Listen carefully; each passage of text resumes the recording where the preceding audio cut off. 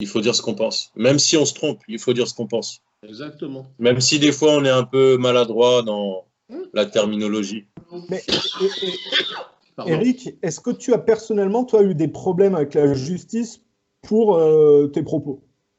Jamais. Alors, c'est là où les gens ne comprennent pas. Et certains me disent que je dois faire partie de la DGSE ou la DGSI.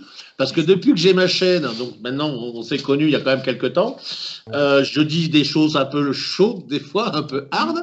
Je me déclare ouvertement national-socialiste, qui devrait me devoir effectivement la censure. Or, on m'a jamais fermé ni Facebook, ni Twitter, ni YouTube. Tu as eu un avertissement. Et j'ai eu un avertissement depuis que je traîne, parce que tu le gardes à Isam Eternam sur YouTube, c'est tout. Et encore sur un truc où je luttais contre le racisme. C'est quand même assez extraordinaire, quand même. La seule fois que je suis censuré, c'est pour ma lutte contre le racisme. Donc ça, c'est génial. Il coupe sur Twitter ou sur Facebook les propos de Bolsonaro ou de Giuliani parce qu'ils sont pour la chloroquine. Tu vois, il y a un truc quand même de faux cul avec les nouvelles technologies où ils font du flicage, un peu des capots, tout en prétendant faire de la lutte contre la haine raciale et ce genre de trucs. En fait, ils font de l'inversion, ils font du flicage. Tout simplement. Bah, tu sais, il n'y a jamais eu autant de racisme et d'expression de ce racisme que depuis Touche pas mon pote. C'est-à-dire qu'avant, il y avait un racisme, mais qui était un racisme bonhomme, je dirais, à part, tu as toujours le connard, si tu veux. Voilà, on reprend souvent l'exemple de... comment il s'appelle, qui disait ce n'est pas mes lunettes, ce sont mes narines. Michel Leb. Bon.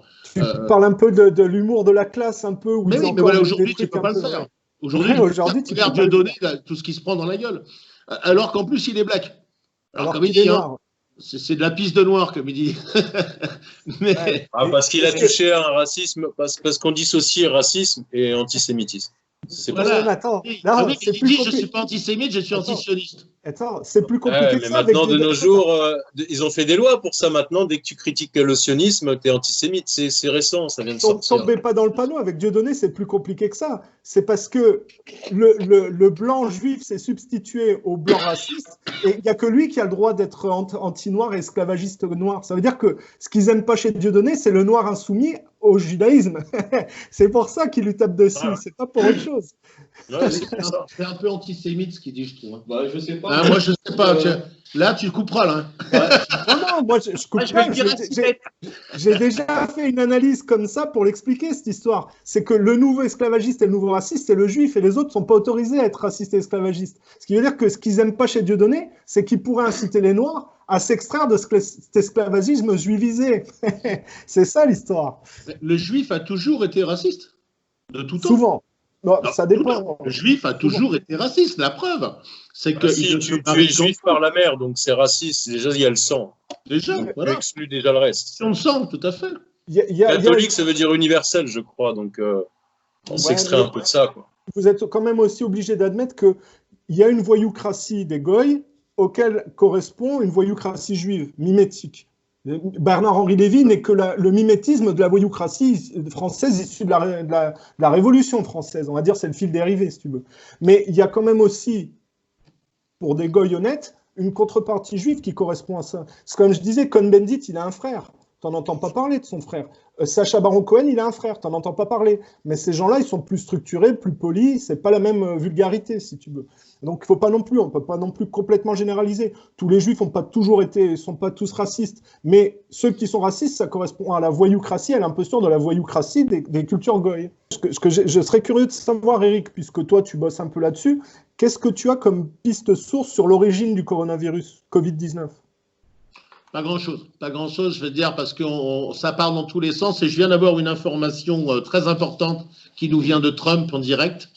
C'est que sous Obama, le laboratoire P4 de Wuhan a reçu 32 milliards des États-Unis. 3,7, non, pas plutôt. Non, je crois que c'est 32 milliards de dollars. Tu regarderas, je pense pas me tromper. Et là, il y a une enquête qui est lancée, effectivement, tu l'imagines, parce que ça va permettre en plus d'en rajouter une dans le dossier d'Obama, tu vois. Ouais, j'ai vu le passage. Parce qu'apparemment, tout n'est pas arrivé à Wuhan, tu vois ce que je veux dire. D'accord, parce que j'ai vu, c'est en 2015, Obama. Mais parce que tu sais que c'est marrant. Moi, quand je regarde un peu cette histoire, il y a plusieurs pistes. Mais il y a la piste Obama poursuivie par le macronisme et François Hollande. Parce qu'en 2017, Bernard Cazeneuve a aussi été inauguré en tant que Premier ministre sous Macron le laboratoire français P4 à Wuhan. Contrairement à ce que tu disais, Claude, il n'était pas ministre de l'Intérieur, il était Premier ministre et c'était pas sous Hollande, c'était sous Macron. Qui ça? Cazeneuve, il n'a jamais été Premier ministre. Il a été Premier ministre sous Macron et c'est à cette occasion, le 23 février 2017, c'est tu regarderas, le 23... Il n'a jamais été Premier ministre, ça a toujours été Édouard Philippe. Il a été Premier ministre avant Édouard Philippe. Quand ça? Pendant 2 jours, 24 heures? Attends, on va vérifier, mais pour moi, ça a toujours été Édouard Philippe, le Premier ministre. Quelqu'un veut parier de l'argent là-dessus? Quand vous voulez. Ah, vas-y. Comme ça, ici. Il se mouille le pouce et il le touche. Écoute, je vais vérifier maintenant.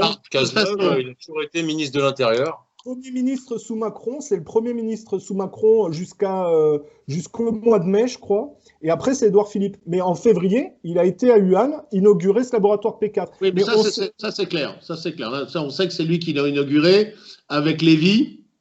Le mari de Buzyn. Voilà, l'autre folle, là. Ceux qui ont classé la chloroquine élément vénéneux juste avant le scandale. Et il y a aussi, il faut le dire, la production de chloroquine volait juste avant. C'est-à-dire que l'entrepôt où ils produisaient de la chloroquine volait jusqu'avant. Ce qui veut dire que les gars, ils devaient être au courant quand même que la chloroquine était une solution. Ah ouais, il a été Premier ministre en fait après Valls, je pense. C'est ça, du 6 décembre 2016 au 15 mai jusqu'à Macron. Tu vois, d'accord, donc c'était à ce moment-là alors. C'est pour ça qu'il a été.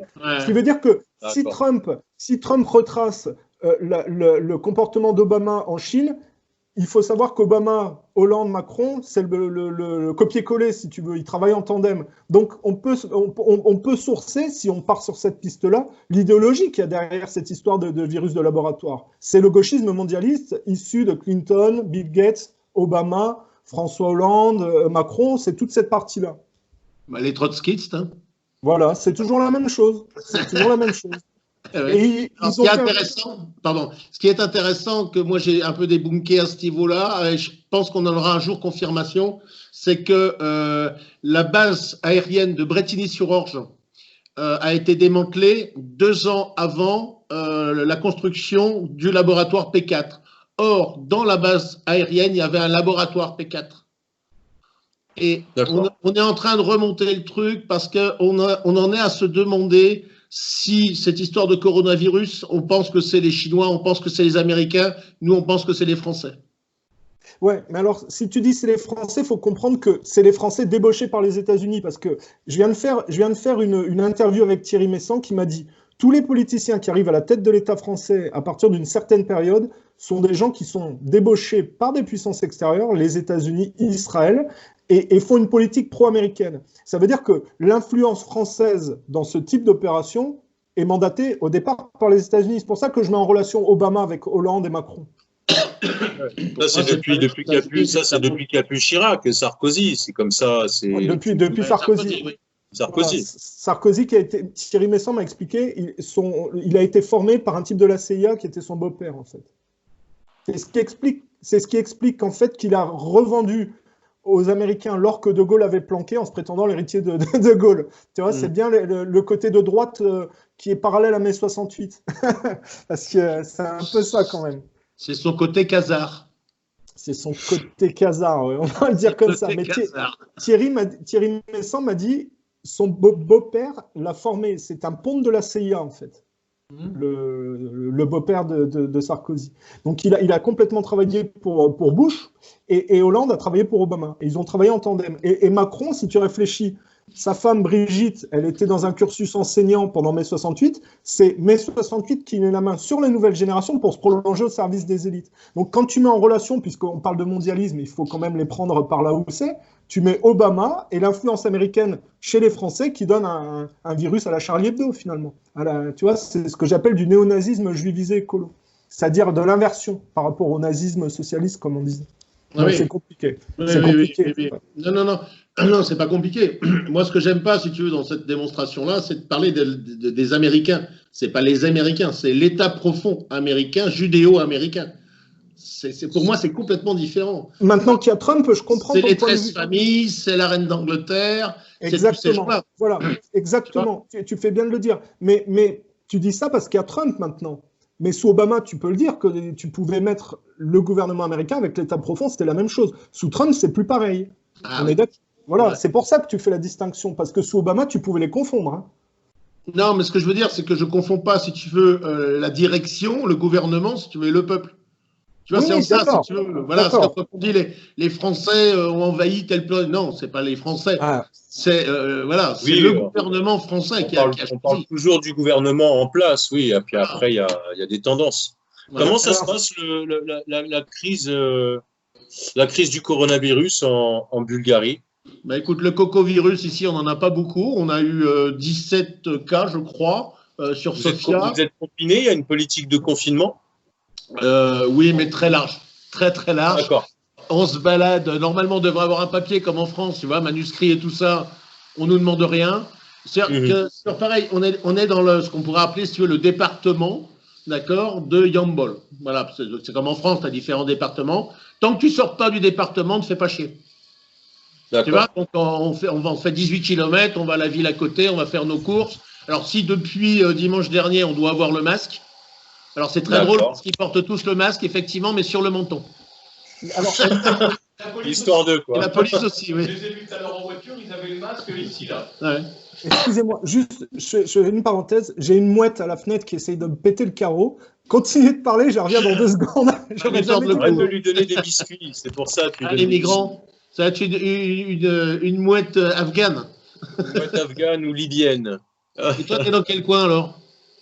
Moi, je suis à Anglet, c'est entre Bayonne et Biarritz. Oui, Anglet, ouais. Je suis sur la côte, quoi. Je suis vraiment à côté des plages. C'est génial. Mais moi, j'allais à Biarritz, j'étais à Lunel, j'allais à Biarritz pour bouffer des huîtres. Ah, bah c'est bien, ouais, c'est bien. C'est un bon coin, c'est une belle région, ouais.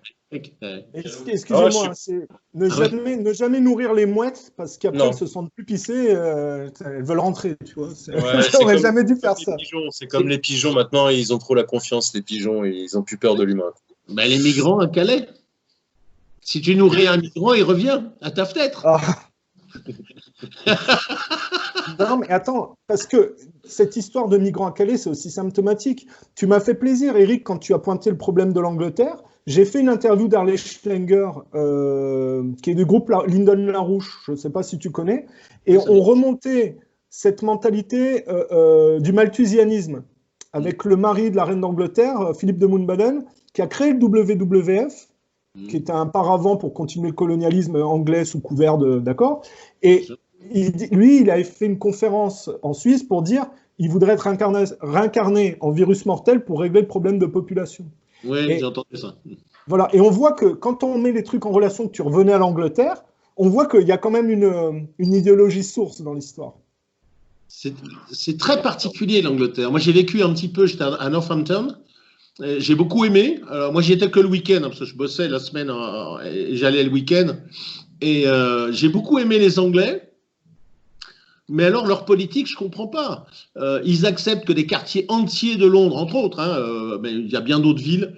Aujourd'hui, il y a des barbus partout, des femmes bâchées complètement dans la journée. Ils peuvent plus s'exprimer librement. Il y a eu l'histoire de l'esclavage de ces gamins par les Pakistanais qui a été étouffé pendant plus de 10 ans par la justice et par la police parce qu'il fallait pas qu'on pense qu'ils étaient racistes. Et là, tu te dis, incroyable. Attends, des milliers de gamins qui ont été violés, torturés, assassinés. Et il ne fallait pas dire parce qu'on va passer pour des racistes. Et là, je dis les Anglais, vous êtes très cons, quoi. Exactement. Alors, ça ramène au scandale de pédophilie étouffé autour de la famille royale. Parce que Jimmy Savile, tu as le duc d'York avec Epstein. C'est quand même cossu en Angleterre, les problèmes de pédophilie. Hein. C'est Alexis Cosette qui en parlait. C'est Alexis Cosette.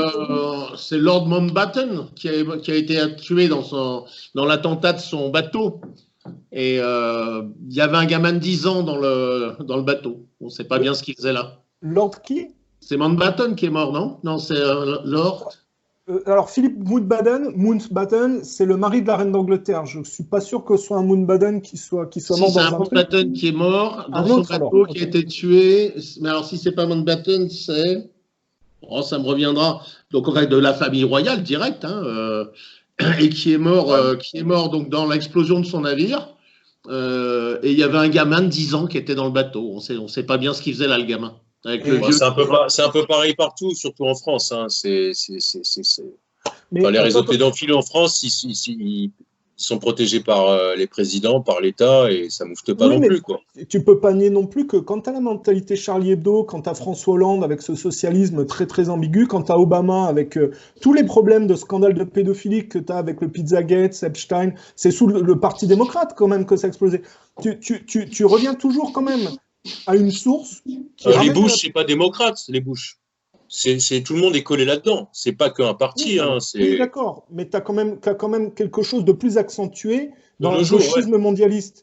Et tu regardes, Trump est en train d'essayer de faire tomber ces trucs-là par le Epstein. Je pense que Trump a travaillé en sous-main pour faire sortir cette affaire-là, quelque part. Ouais, mais attention, il y a des photos de Trump et d'Epstein aussi. Alors, c'était peut-être pas des gamines ou machin, mais c'était des filles très jeunes, quoi. Il y Mais a quand même Trump, des photos. il a coopéré avec la justice directement, il les a appelés pour expliquer et exposer le problème. C'est pas le cas de tous les autres. Il y a quand même une différence. Non, D'accord, non, mais attendez, il y a 20 ans, cette pour photo. détruire un camp. Enfin, on peut pas, La Hmm. photo, on peut ça pas date d'il idéaliser. y a 20 ans. Et il avait rompu avec Epstein, justement, Trump.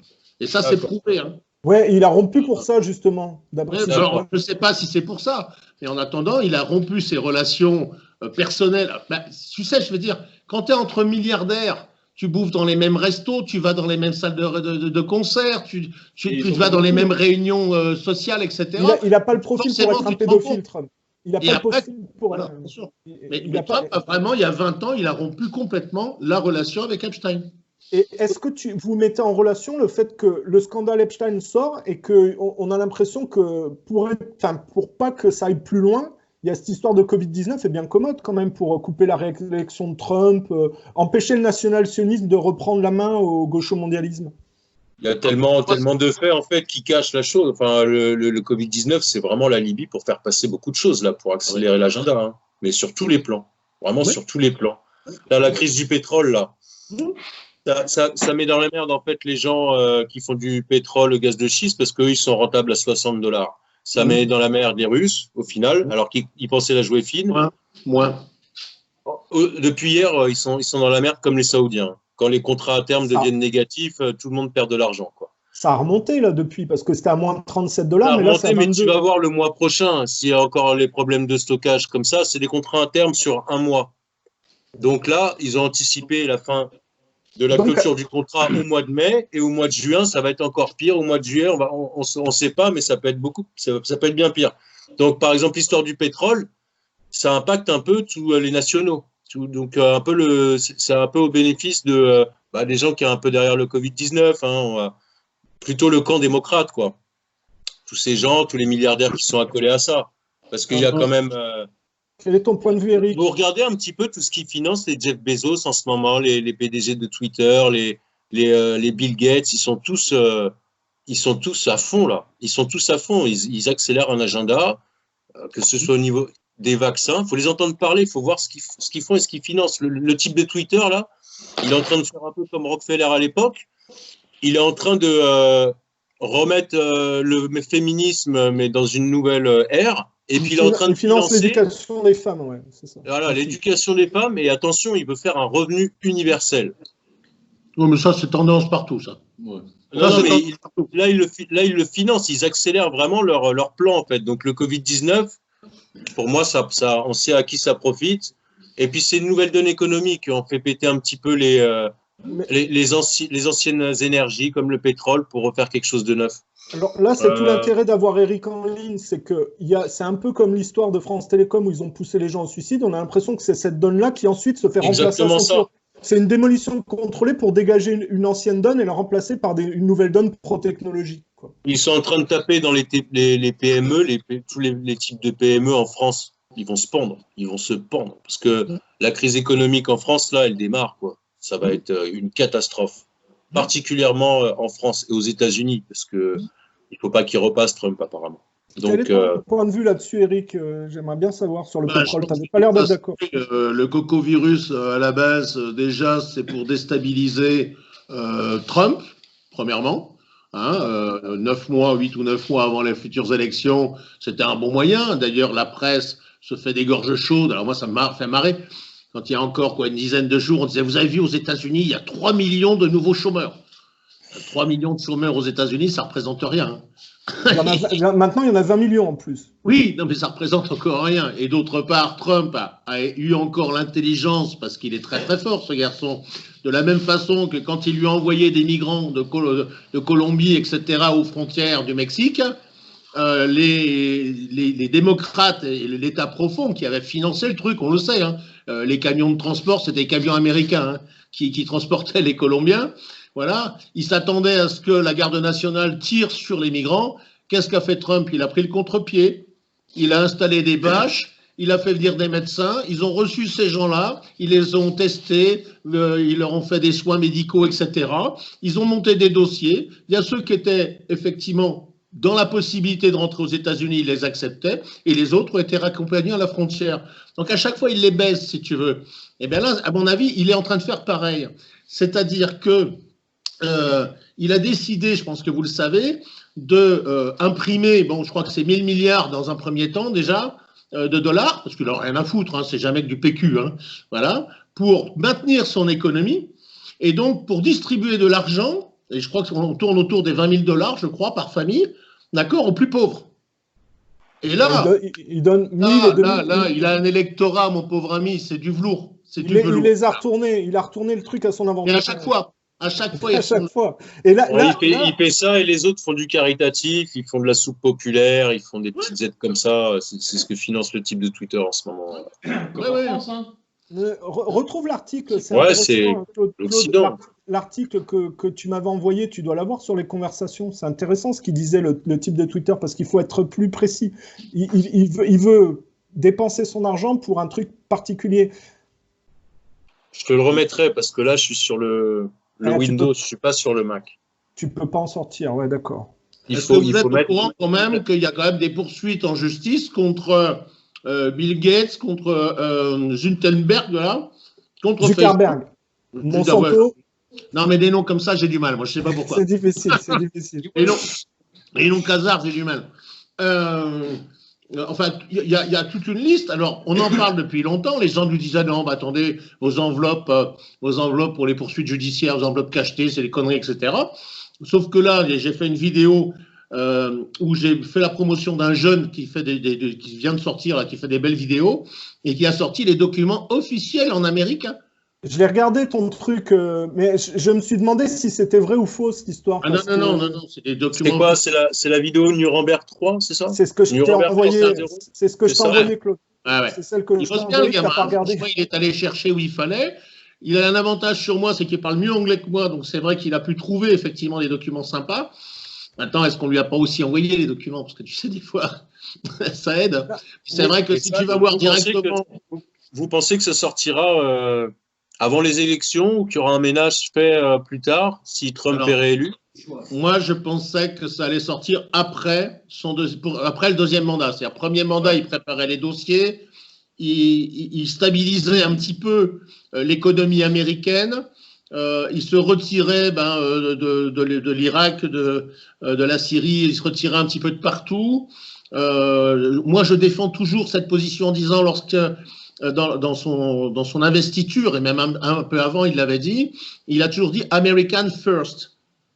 Et attention, les mots comptent, c'est pas United States of America first, c'est American first. Donc pour moi, ce nouvel ordre mondial qui se pointe, c'est plus un nouvel ordre mondialiste, mais continental, si vous voyez ce que je veux dire. Il va les retourner. D'ailleurs, là, il fait le truc intelligent, c'est qu'il appelle les gens à sortir du confinement. Parce que le confinement, c'est un chantage, justement, pour terroriser les gens. Ouais. Oui, alors pourquoi terroriser les gens? Parce qu'on sait que ça fait tomber tes défenses immunitaires, hein, je te signale. Hein. Oui, c'est là qu'on peut mettre en relation avec la 5G, où ils sont en train de tout mettre en place pour que ce soit verrouillé avec Musk, qui a le projet de 12 000 satellites pour que son truc technologique soit bouclé. Ah oui, bah, il est poursuivi d'ailleurs, hein, Elon Musk aussi. Hein. Et je crois que Trump est à l'initiative de ce procès géant, en fait, derrière. Là. Mais, Parce bah, que, évidemment, évidemment. Claude, c'est celui que je t'ai envoyé, tu l'as lu? J'ai vu la vidéo, ouais. Après, j'ai pas été voir les documents, mais on verra si ça se passe. Ça serait Alors, bien pour nous tous. Ça serait vraiment bien pour nous tous. Le J'ai dossier est retrouvé trop le document. avancé pour que ça se fasse pas, à mon avis. J'ai retrouvé le document que tu m'as envoyé, Claude. Alors, je te le lis. Le fondateur de Twitter donne 1 milliard de dollars pour lutter contre l'épidémie de virus. Et l'argent sera redirigé vers la santé, l'éducation des filles, ainsi que le revenu universel. Voilà. Voilà. Avec 1 milliard de dollars, il ne va pas pouvoir distribuer beaucoup de revenus universels. Hein. Non, mais c'est des choses qui se font petit à petit. C'est pour ça que je parle de la jonction Marx-Rothschild au bout d'un moment. Ça donne ça, quoi. Est-ce qu'on a, si vous voulez, un chantage au mâle blanc de plus de 50 ans par une toute nouvelle génération de jeunes péteux, finalement? Est-ce que c'est un peu Des gens ça? qui résistent, pas que le mâle blanc, hein, des gens qui résistent, qui sont un peu plus virils, qui sont un peu dans la famille traditionnelle, qui se plient pas aux nouvelles technologies. La liste est longue, en fait. Des gens qui sont traités de complotistes, en fait. Est-ce qu'on n'a pas, si tu veux, entre Trump contre Trudeau et Macron, le symptôme de ce problème de conflit entre une certaine virilité résiduelle et puis des gens totalement soumis à cette dévirilisation mondialiste, finalement? Bah, le problème, c'est que nous, on a Macron. Eux, ils ont Trump et les autres ont Poutine. C'est dramatique, quoi. C'est dramatique. On a tout le temps un train de retard et puis, en fait, on n'a pas voulu le 11 septembre, mais c'est nous qui avons été la poubelle de tout ça, quand même. Parce que depuis le 11 septembre, la France, il n'y a que des tensions, il n'y a que du stress, il n'y a que du communautarisme, alors que, comme tu disais avant dans les centres-villes, ça ne se passait pas comme ça. Non. Et les gens réagissent pas vraiment. Enfin, ça réagit sur Internet, on verra ce qui se passe plus tard, mais enfin, par exemple, là, les médias français couvrent à fond Bill Gates. Alors que ce qu'il dit à la télé, c'est vraiment vacciner 7 milliards de personnes. Alors, ouais, le truc, c'est qu'il veut vacciner tout le monde, lui. Il veut vacciner la population mondiale totale, lui. Et puis, il veut plus. Mais tu regardes sa vidéo d'il y a quelques jours qui dure 4 minutes avec une espèce de journaliste, là. Il veut vacciner. Il faut vacciner tout le monde. Il le dit. Et 7 milliards de personnes. Et puis, il fait la promotion de l'écologie, tout le temps les mêmes choses. Ce que disent Attali. En fait, ils disent tout le temps la même chose, ces gens-là. Bien sûr. Ils disent tout le temps la même chose. Ils sont tellement prévisibles, plus ça avance, plus c'est prévisible, plus on sait ce qu'il faut pas faire, quoi. Alors, on peut mettre ça.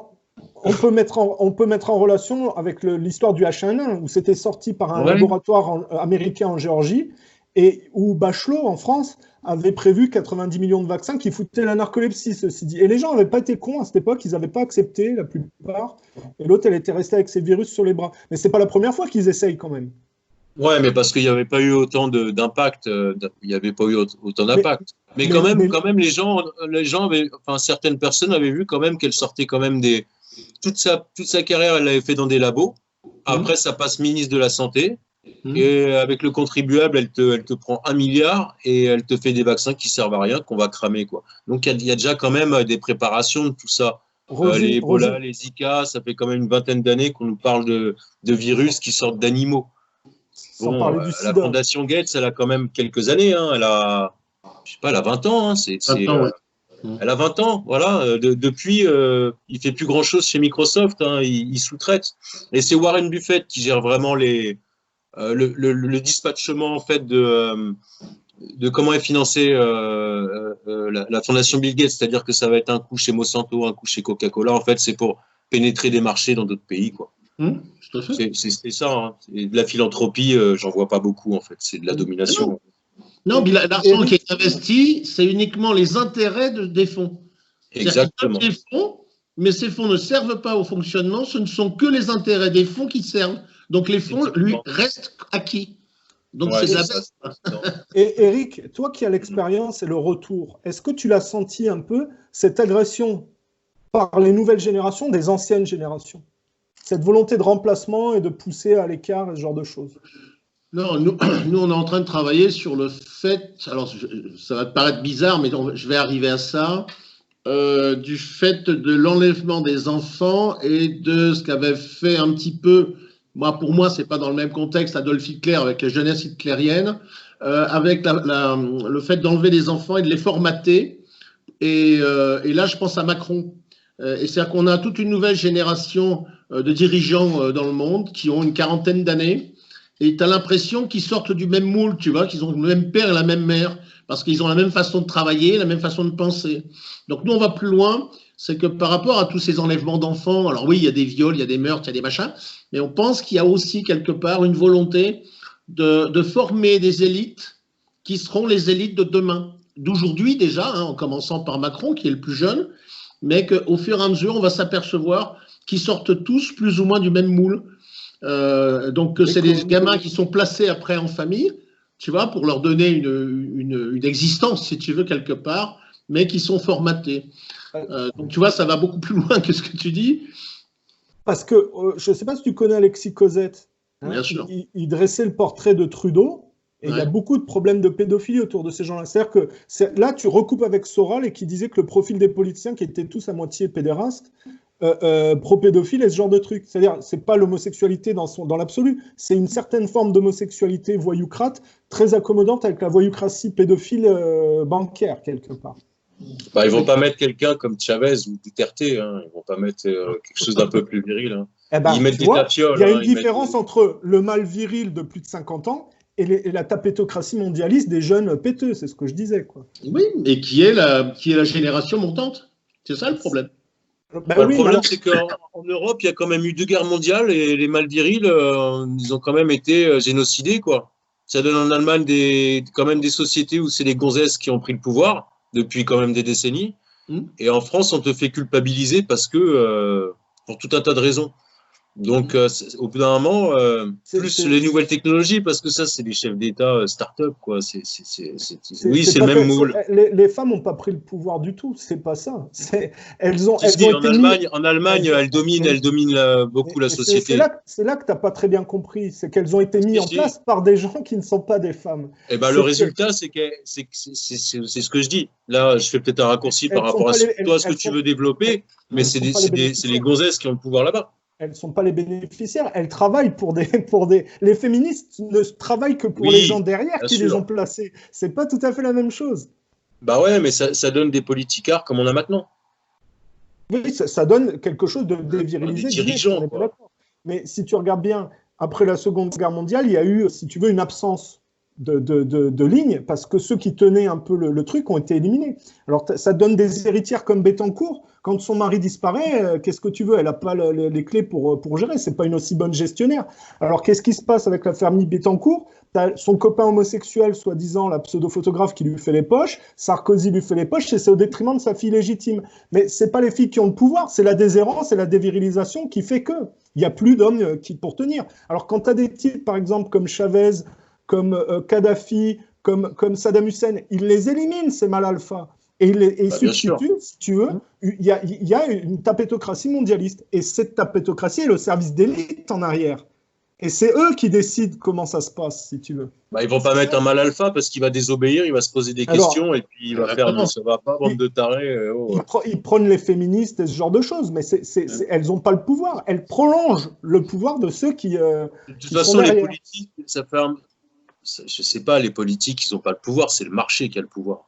Exactement. C'est exactement ce que je suis en train de dire. Ce sont des représentants pour les gens qui gèrent le marché ou qui. C'est Soral qui l'a bien expliqué. Des marionnettes, tu vois. C'est Soral qui l'a bien expliqué. Que si vous voulez faire une révolution, ne tirez pas sur les marionnettes, ça sert à rien. Parce qu'une marionnette, tu la remplaces.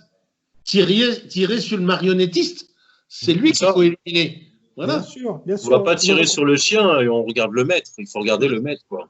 Moi, je pensais, Eric, que tu percevrais, enfin, tu l'as peut-être, c'est parce que tu l'as peut-être pas expérimenté. Je pensais que toi, tu aurais été un peu victime, et que c'était un peu pour ça que tu es parti de France, et que peut-être inconsciemment, tu as compris qu'il y avait cette volonté de dégager les mâles de plus de 50 ans et puis d'y substituer un truc pas terrible.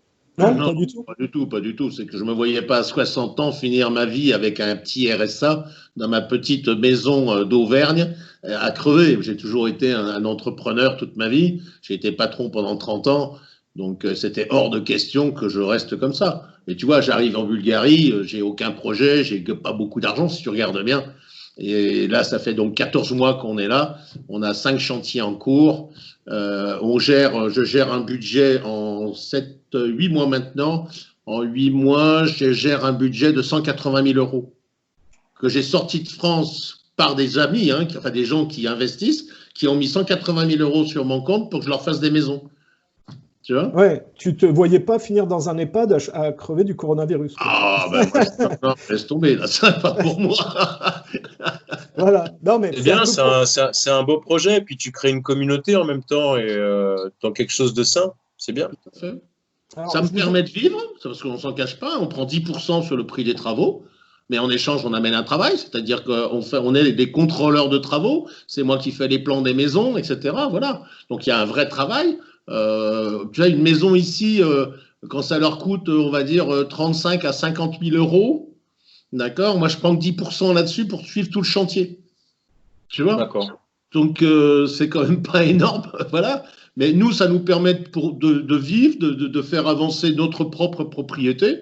Voilà, et puis qu'on va peut-être essayer de vendre, parce que j'aimerais bien que Lolo, qui est arrivé, lui, sans argent, si tu veux, mais qui fait un travail énorme de suivi de chantier, etc., j'aimerais bien qu'il ait sa propre maison avec son propre terrain, parce que moi, j'ai 62 balais, avec tout ce que je bois, ce que je fume et les conneries que j'ai fait dans ma vie, je suis pas immortel, et puis que j'aimerais bien qu'il se retrouve à pas être emmerdé si le jour où je claque, quoi, tu vois. c'est la personne qui est passée là derrière pendant que tu Ouais, parlais. Laurent, ouais, Lolo, Ok. Laurent Souverain. Ah, On il s'est pourrait connus à la participer. Il pourrait participer, hein, il n'y a pas de problème. S'il veut parler, il n'y a pas de souci, hein.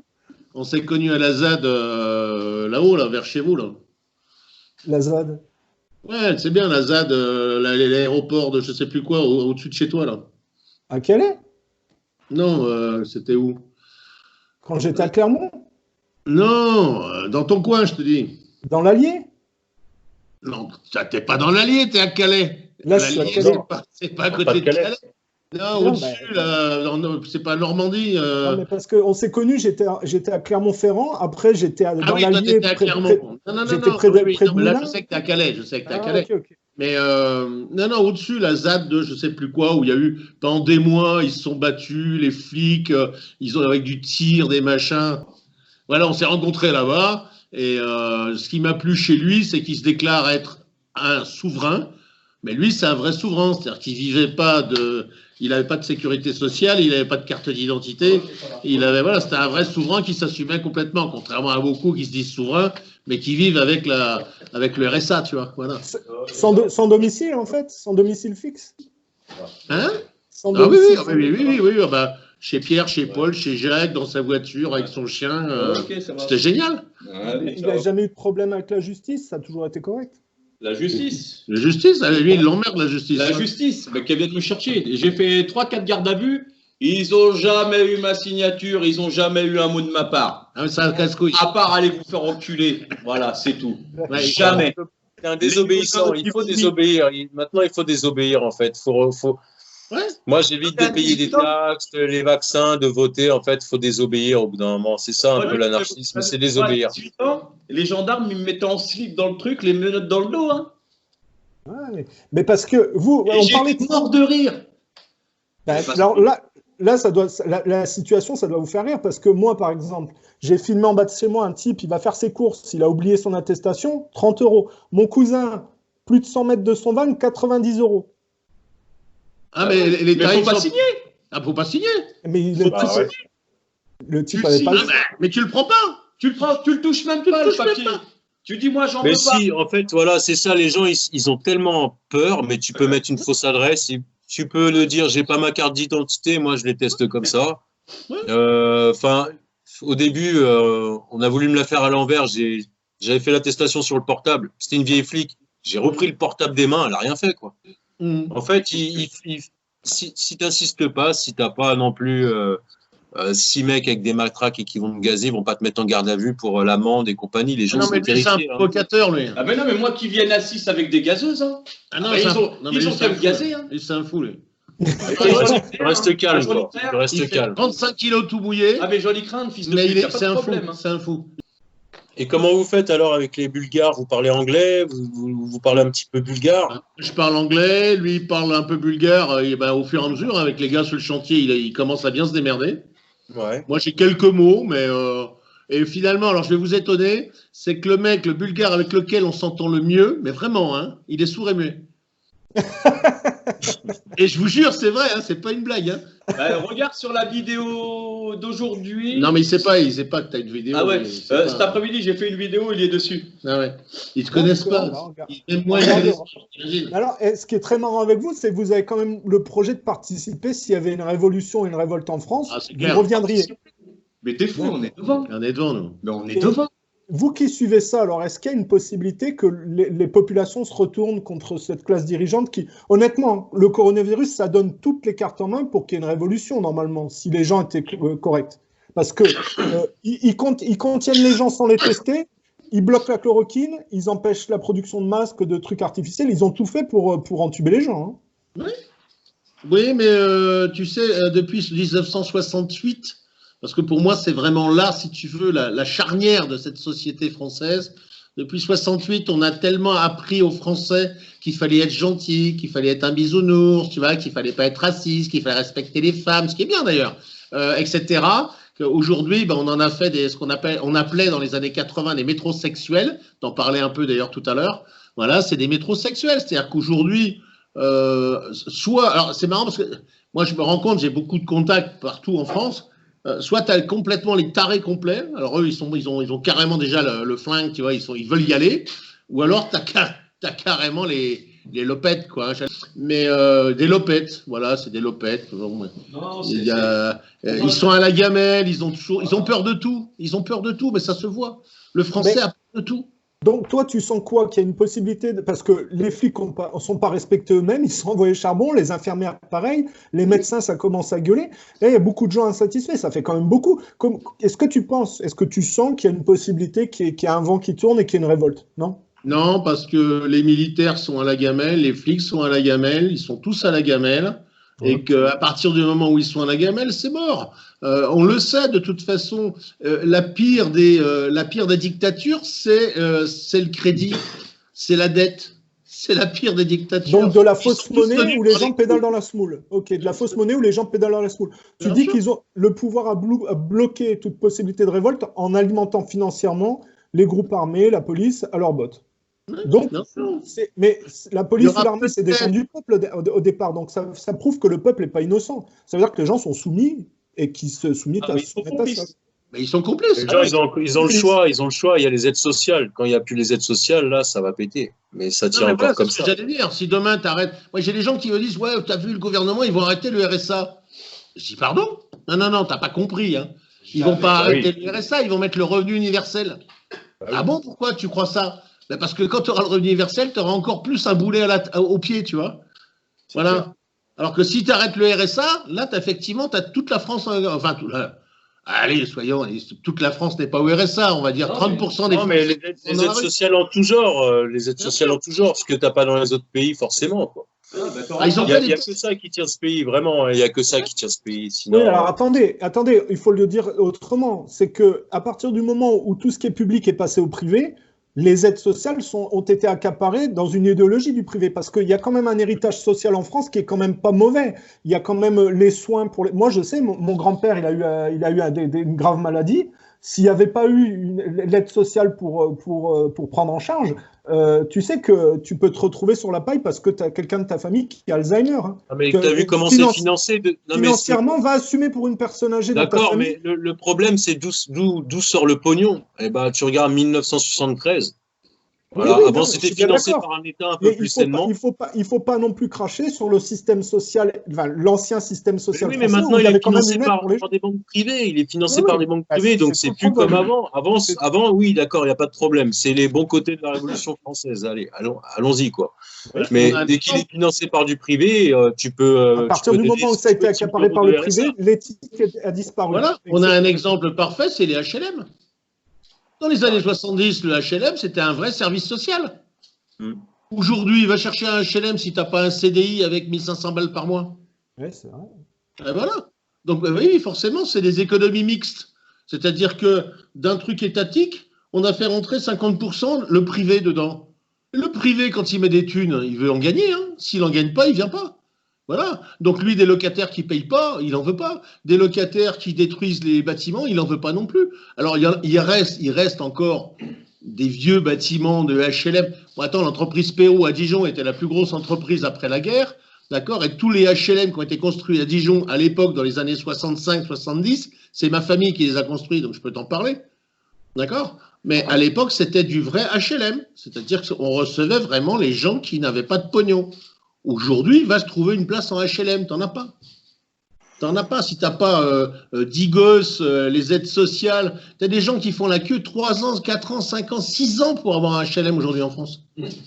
Ah, bien sûr, non, c'est vrai. Moi, ma soeur, elle est à la Cotorep. Ouais, problème du passé, si tu veux, pour avoir un HLM et pour changer de région, 6 ans.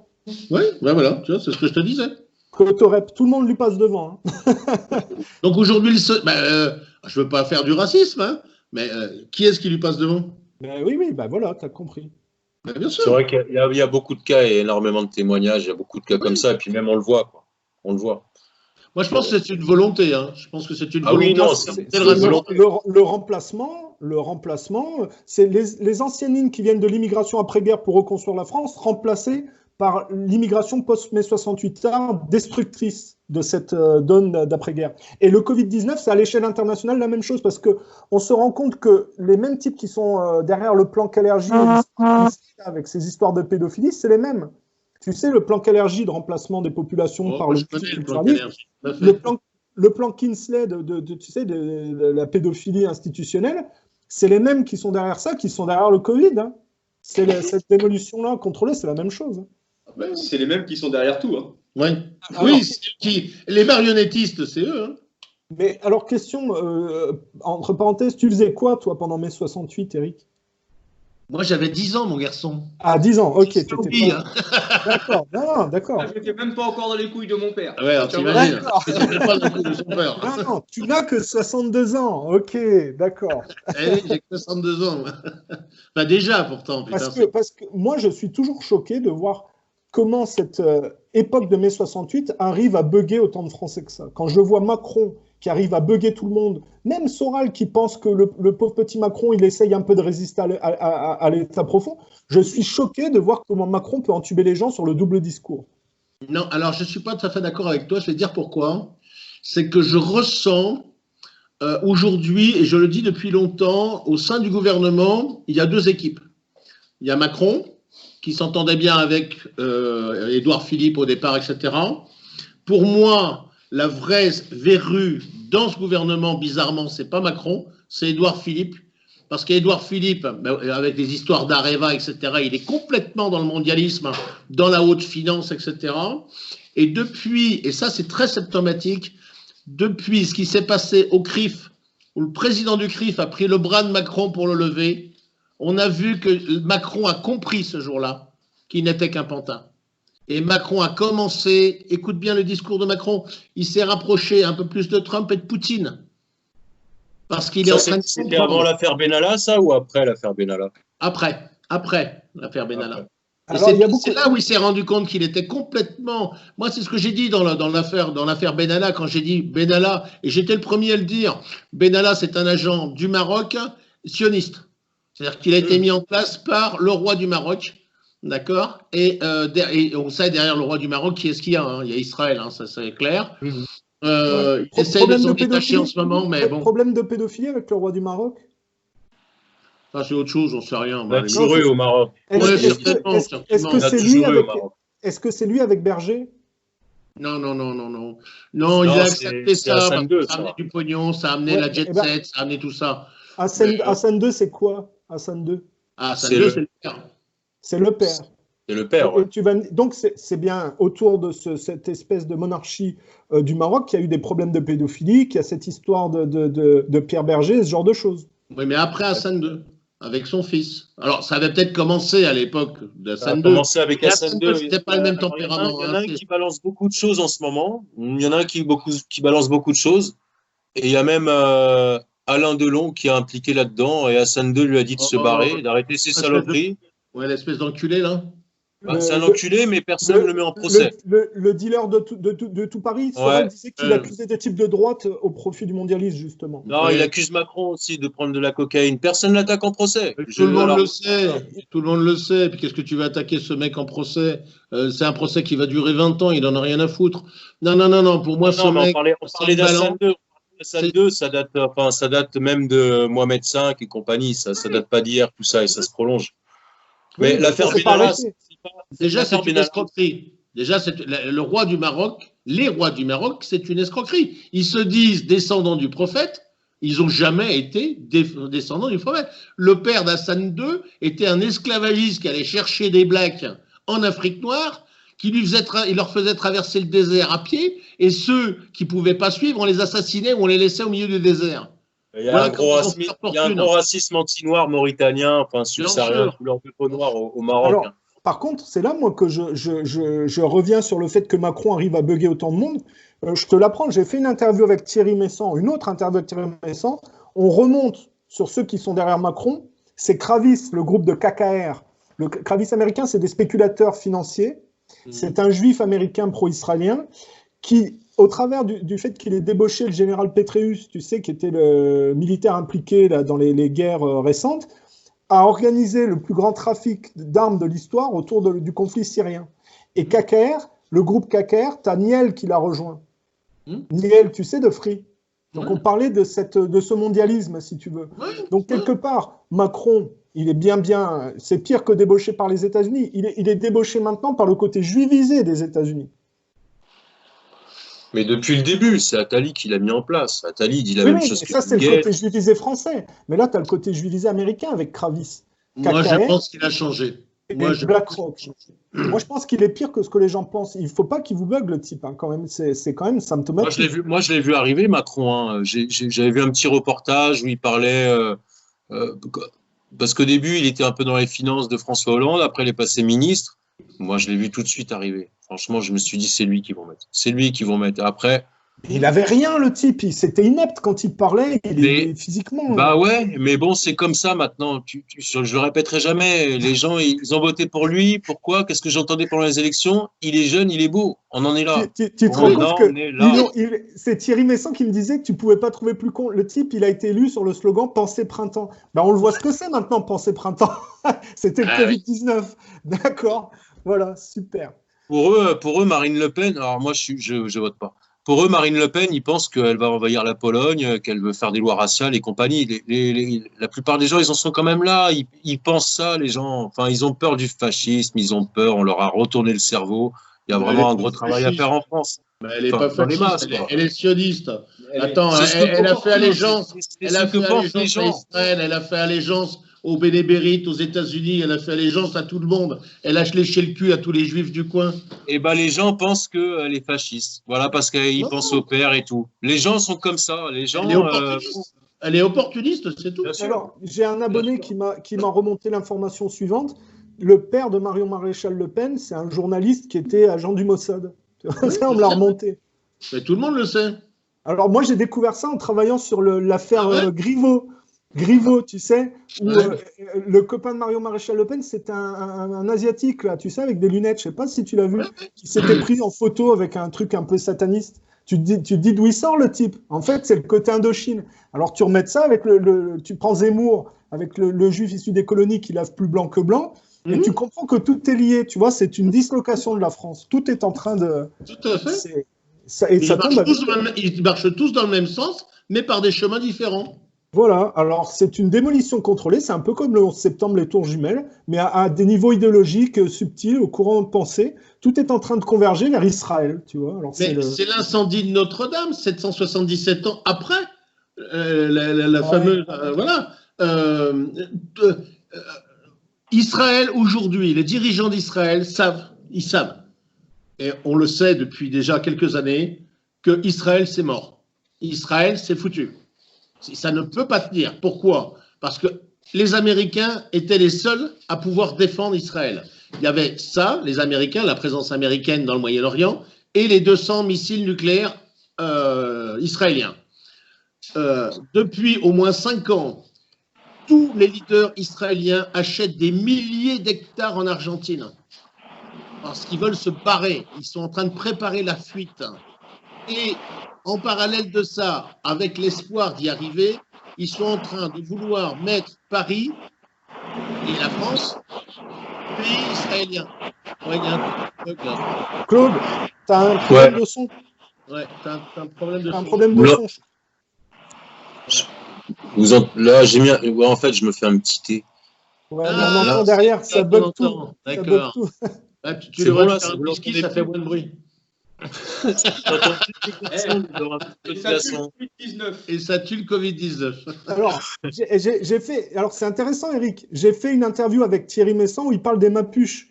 Et ils expliquent que les Mapuches, tu sais, en Amérique du Sud, en Argentine, où en fait, les Israéliens rachètent toutes les terres pour établir des colonies, pour avoir une base de retrait. Ouais. Ben oui, mais ça, on le sait depuis 5 ans. Il y a des trucs bizarres qui se passent là-bas, comme le sous-marin argentin qui a été coulé parce qu'il est en train d'essayer de regarder qu'est-ce qui se passait dans les eaux. Ils ont des bases navales sous-marines aussi planquées. Ça, c'est. Oui. Mais Trump en a fait péter une en Indonésie, d'ailleurs. Ah ouais?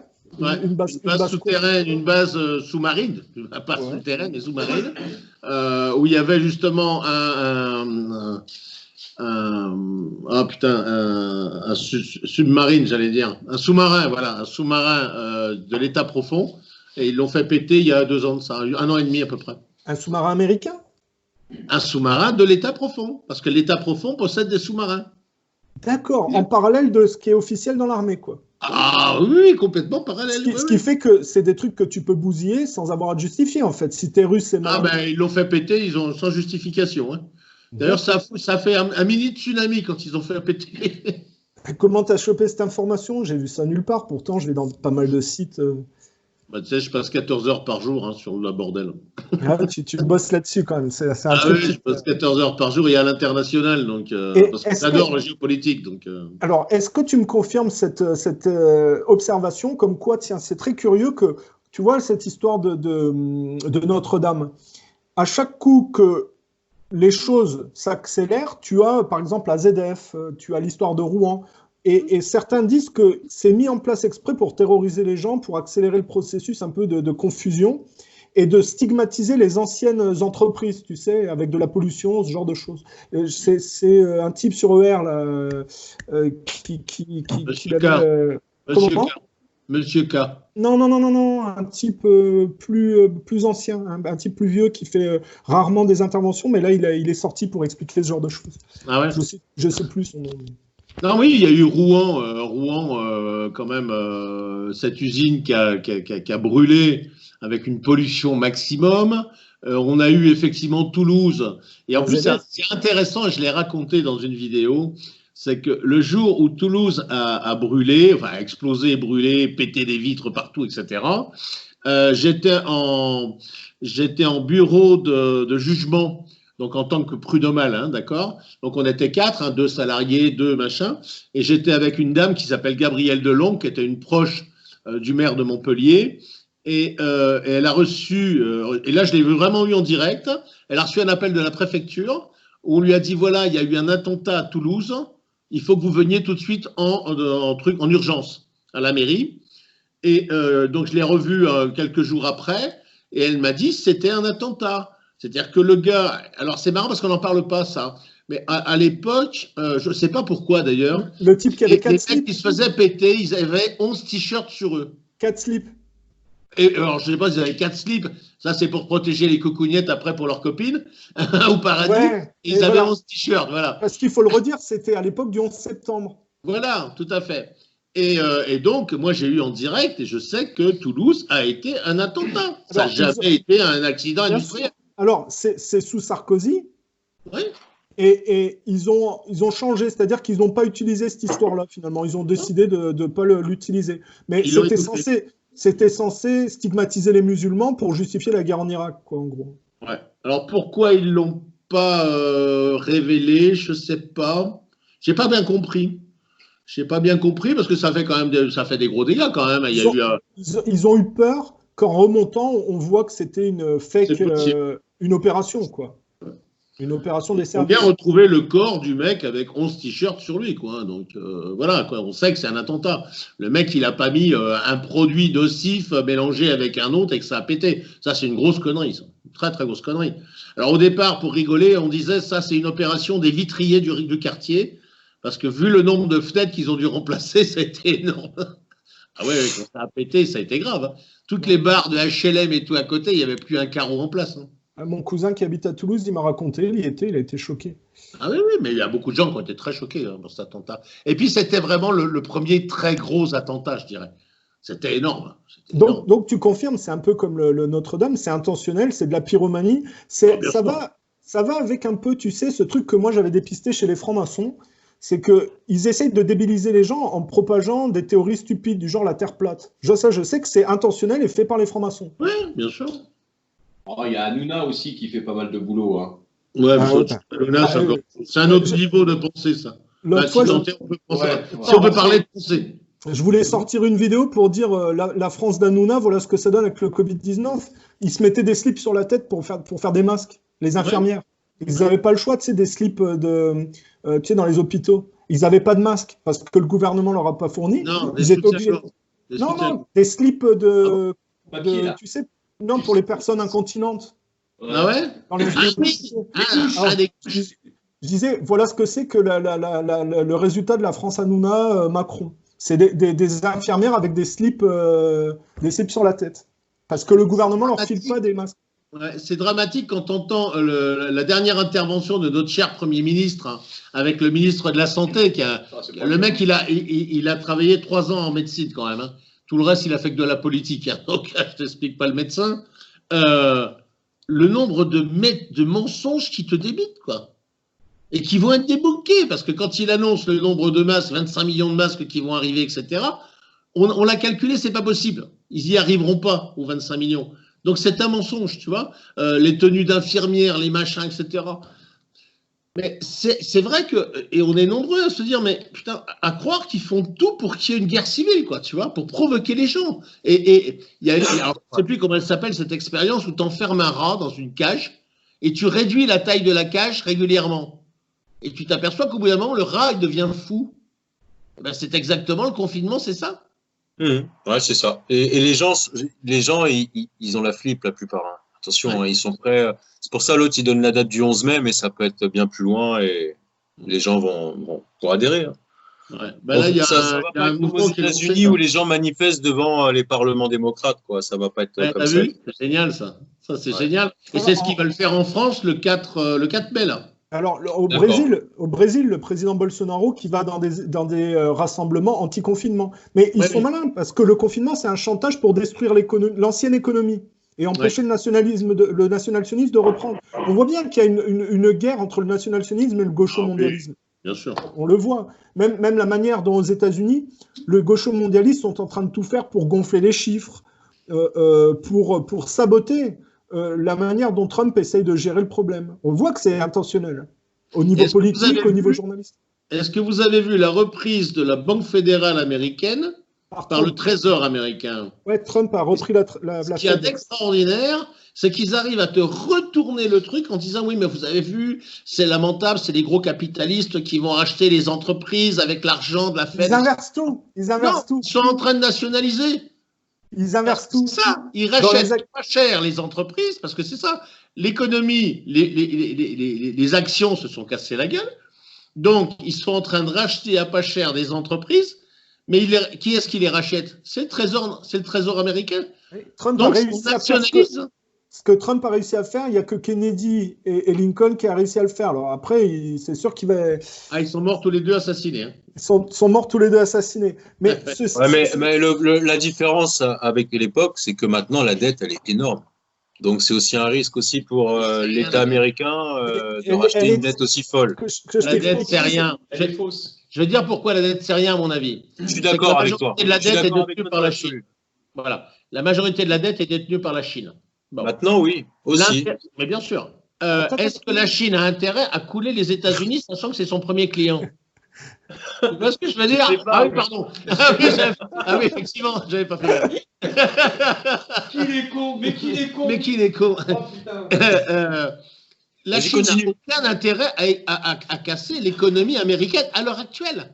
Par contre, si on se projette dans 30, 40, 50 ans, la Chine, c'est 1 milliard, bientôt 700 millions d'individus.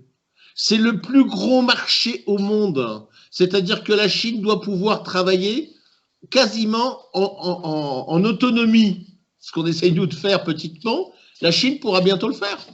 Parce que le jour où tu as 1 milliard de Chinois qui veulent s'acheter un téléphone, s'acheter une voiture, s'acheter une maison, etc., ils n'ont plus besoin de l'économie à l'extérieur. La seule différence, la seule limite de ça, c'est que la Chine est dépendante pour le moment de la Russie et des États-Unis et de l'Arabie Saoudite pour le pétrole. Parce qu'effectivement, la Chine n'a pas de pétrole. Mais c'est tout. Alors, attends, juste une question technique, parce que je voudrais comprendre un truc, Claude. Le fait que Trump reprenne la Fed, toi, tu dis que ça déporte la dette sur le contribuable américain. Mais tu veux dire qu'avant, la dette détenue par la Fed, elle n'était pas sur le contribuable, elle était que sur les entreprises? Elle était auprès des banques privées qui avaient de la liquidité par rapport à ça. Le problème de la crise de 29, en gros, c'était qu'il n'y avait plus de liquidité avec ces banques-là. Donc, plus rien n'était financé. Pour moi, il me semble qu'avant, déjà, la dette, quand tu regardes la Fed, elle était contractée par le contribuable américain dès le départ. Non, ils la font payer d'une autre façon, mais pas frontalement comme ça. Si, quand tu parles de la bulle des étudiants, par exemple, la bulle des étudiants, on en a beaucoup parlé en disant la future bulle qui va exploser après 2008, c'est la bulle, effectivement, du prêt étudiant. D'ailleurs, Trump a beaucoup travaillé là-dessus. Ces étudiants, ils ont des prêts auprès de qui? Des banques. Les banques sont bien souvent propriété quelque part des propriétaires de la Fed eux-mêmes. Tu vois ce que je veux dire? Aux États-Unis, il n'y a pas le système collectiviste qu'on a pu connaître en France, ce qui veut dire que la dette, elle est de toute façon sur le peuple américain. Mais il a vraiment repris le contrôle de la Fed, Trump. Apparemment, à partir de quand de Powell, à partir de quand il a nommé Powell. En fait, il y a un mois et demi. Il y a un mois et demi. Alors, par contre, tu as raison, Claude. Là où il faut mettre un bémol, c'est que ce type, là, Powell, il vient quand même de l'ère Bush. Donc, c'est pas non plus extraordinaire comme type. C'est un peu un retour en arrière. Il a été nommé par l'un des pouvoirs du président, c'est de nommer le type de la Fed. Voilà, il peut le faire. Donc, il vient de l'époque des Bush. Après, le problème, c'est que Trump, il a tellement de choses à traiter qu'au bout d'un moment, il faut qu'il soit très bien entouré. Et puis, il a tellement de dossiers à traiter, ça doit être. Bon, je ne sais pas comment ça se passe en interne. Mais tu vois, il aurait pu prendre. Il aurait pu prendre. Seul Trump, il y a QAnon derrière. Non, bien sûr, mais il aurait pu prendre un type comme Ron Paul, tu vois, ça aurait été quand même autre chose au niveau de la Fed que le Powell de Bush, quoi. Mais bon, après, je suis pas dans le truc. De toute façon, que la dette soit là ou là, elle est détenue par les Chinois au bout d'un moment, et puis ils impriment comme ils veulent, donc tout ça, ça finira mal. Hein. Non, ça finira pas mal. Ça finira qu'ils vont se réunir, ils vont dire, bon allez les mecs, on efface la dette, on part sur une nouvelle monnaie qui est basée sur l'or. C'est pour ça qu'ils se battent depuis 4-5 ans pour acheter de l'or, parce qu'ils savent faire ça. Trump a dit qu'il voulait remettre l'or comme échelon. Trump, Poutine et les Chinois. Les Indiens, même les Indiens ont. Alors en Inde, tout le monde a de l'or, des bagues en or, des machins, etc. Ça fait déjà au moins 2 ans que le gouvernement indien a dit stop, on arrête. Les bagues, les machins, les bordels, c'est fini. Maintenant, l'or, c'est pour l'État. Ils sont en train de faire leurs réserves en or. Ça, ils se sont mis d'accord. Il va y avoir un gros reset économique. Alors, la problématique, c'est quoi? Qu'est-ce que c'est que la dette? La dette, c'est rien. C'est de la fausse monnaie. Bon. Alors, il y a quoi? Il y a les fonds de pension. Les fonds de pension, les fonds de retraite, qui ont effectivement acheté beaucoup d'obligations d'État, que ce soit français, américain, etc. C'est simple. Quand tu vires toute ta monnaie, tu fais le ménage. Tu vires le tiroir.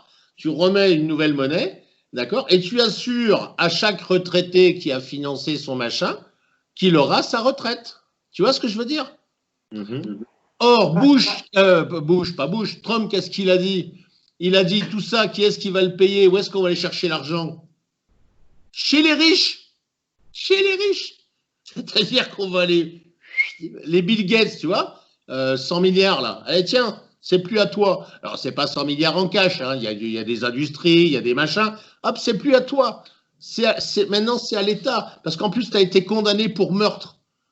D'accord? Et aux États-Unis et en Inde. Voilà. Donc, de toute façon, il est impliqué dans une histoire de meurtre, Bill Gates? Les vaccins qu'il a fait en Inde. Les vaccins qu'il a fait en Inde, c'est ça? Ouais. Ah, bah, en Inde. En Inde. Et l'Inde a porté plainte. Il y a combien moi, j'ai eu le chiffre tout à l'heure, je vous dirais une bêtise. Il y a plus de il a fait quand même beaucoup de dégâts en Afrique, tu sais, en Afrique, en Amérique du Sud. dans tout un tas de pays. Le paludisme, la polio, enfin. En Amérique du Sud, avec le Zika aussi, il a fait des dégâts. Oui. Ouais, non, mais c'est un quand même depuis 20 ans. Hein, il expérimente pas mal. Qu'est-ce que tu as comme chiffre avec Bill Gates en Inde? Je crois que c'est plus de 3500 morts. Okay. Et alors, tu sais comment il opérait? Il allait dans les orphelinats, il soudoyait les gens des orphelinats pour essayer ces vaccins sur les enfants. Alors le problème, c'est qu'il y a des enfants qui sont morts, il y a d'autres qui sont devenus handicapés, etc. Et il y a un moment, le gouvernement indien s'est ému là-dessus et a porté plainte à l'international contre Bill Gates. Et s'il n'était pas la 2e ou 3e fortune mondiale, aujourd'hui, il serait en prison. Mais pourquoi il y a aussi ça aboutit pas? Il y a beaucoup de cas de femmes stériles aussi. Il y a eu beaucoup de cas de. Alors, je ne sais plus dans quel pays c'est. C'est en Afrique, hein, les gens qui deviennent stériles. Et c'est toujours Bill Gates. C'est toujours Bill Gates. Oui, chaque fois, il y a Bill Gates derrière. Ça, c'est l'article que je t'avais envoyé. Celui qui dénonce ça, c'est Robert Kennedy Jr. Oui, qui a gagné son procès. Ah, d'accord, il y a eu un procès. D'accord. Alors, je vous explique. Robert Kennedy Jr. a monté un procès contre Big Pharma et en justice, il a demandé à ce que Big Pharma, derrière il y a Trump, hein, il ne faut pas vous tromper, il a demandé à Big Pharma de prouver que dans les 32 dernières années, ils amènent les tests qui avaient été faits avant de mettre les vaccins sur le marché. Ils ont été incapables d'amener le moindre test, c'est-à-dire qu'ils ont mis sur le marché des vaccins qui n'ont jamais été testés in vivo. Et Robert a gagné son procès. Et c'est là où effectivement maintenant Trump rebondit et qui vient de lancer une commission particulière, justement, où désormais aux États-Unis, tu pourras te faire vacciner si tu as décidé de te faire vacciner. Mais si tu n'as pas décidé de te faire vacciner, tu as le droit de ne pas être vacciné. Et tenez-vous bien, je viens de faire une vidéo là-dessus. Ça va très très loin, pourquoi ? Parce que l'Union européenne vient de décider que dans l'espace Schengen, pour rentrer désormais dans l'espace Schengen, il fallait être vacciné. Or, ça veut dire que dans la mesure où Trump leur fait encore un gros doigt d'honneur, mais gros, ça veut dire qu'aucun Américain ne pourra rentrer dans l'espace Schengen. Je vous laisse imaginer le manque à gagner énorme. Énorme, c'est des milliards et des milliards. Donc c'est grâce à Trump que finalement on va gagner la guerre contre les vaccins en Europe.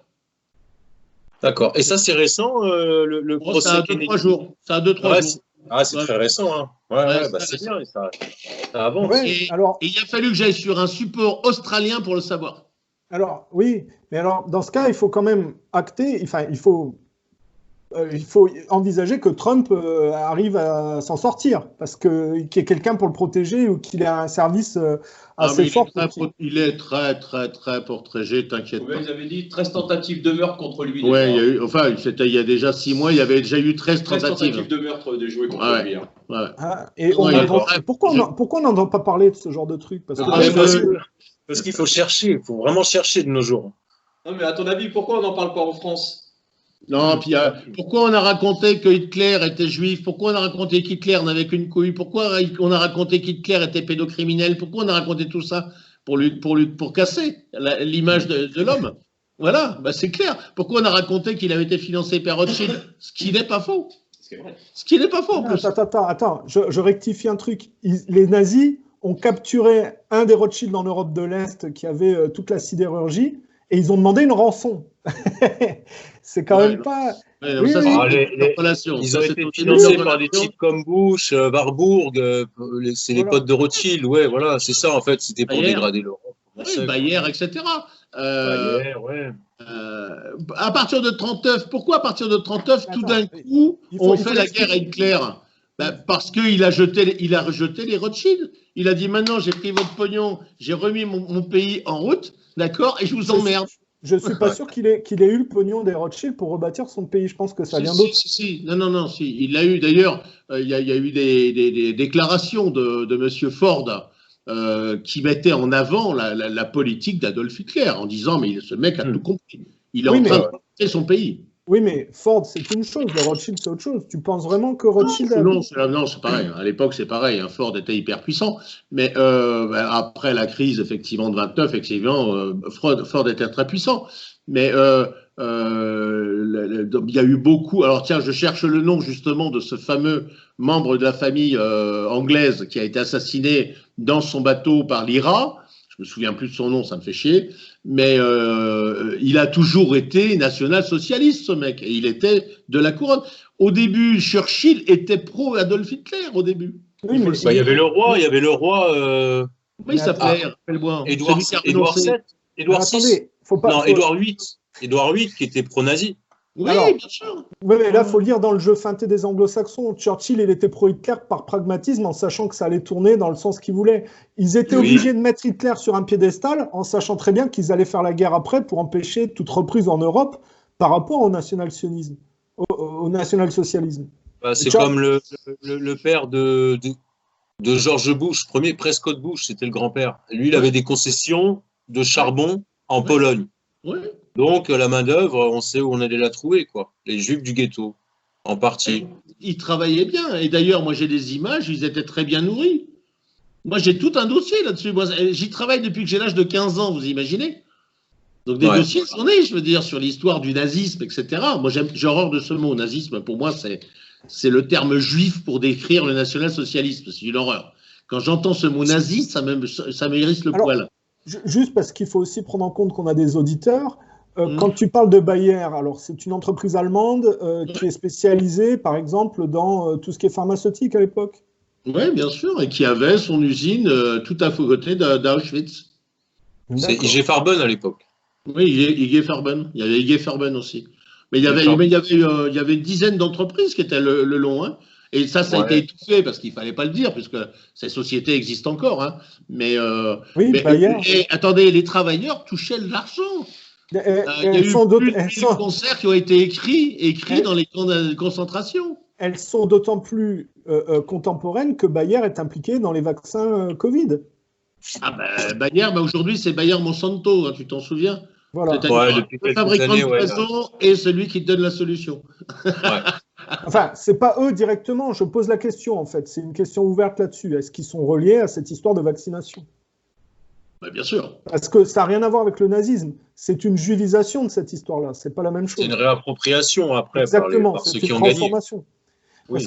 Est-ce que tu soutiens cette thèse que j'ai exposée sur ma chaîne, comme quoi les accusations contre les nazis, camps de concentration, le savon humain, les dents en or, les fours crématoires, ce sont des accusations symboliques pour maquiller ce que le mondialisme est en train de faire subliminalement au peuple. C'est-à-dire de créer des camps de concentration modernes, de gazer les gens dans le monde artificiel, d'exploiter le divisé pour mieux régner, tu sais, avoir une dent, donc de faire du fric sur le divisé pour mieux régner, les dents en or, et le savon humain, d'exploiter le consumérisme, hein, la graisse humaine. Est-ce que tu penses le problème, le savon humain, c'est un chercheur israélien qui un jour a récupéré un savon humain, effectivement, dans le musée de la Shoah, alors je ne sais plus où il est, à Tel Aviv ou un truc comme ça, et qui a étudié et qui s'est rendu compte qu'il n'y avait absolument aucune graisse humaine dans les savons. Donc déjà, tu vois, c'est marrant parce que c'est un chercheur israélien qui a prouvé que tout ça, c'était une connerie. Non, la problématique, si tu veux, c'était la suivante. C'est que le plus beau cadeau qu'ait pu faire Adolf Hitler à Israël et au sionisme, c'est d'avoir fait des camps de concentration et Hollywood s'est allié avec ces sionistes pour raconter une belle histoire de chambre à gaz, de machin, etc. On n'ira pas plus loin parce qu'après, voilà. Mais voilà, donc aujourd'hui, le choix est un revenu quasiment universel pour les sionistes. Moi, Eric, alors, puisque tu ne veux pas le faire, je le dis, je vais aller plus loin.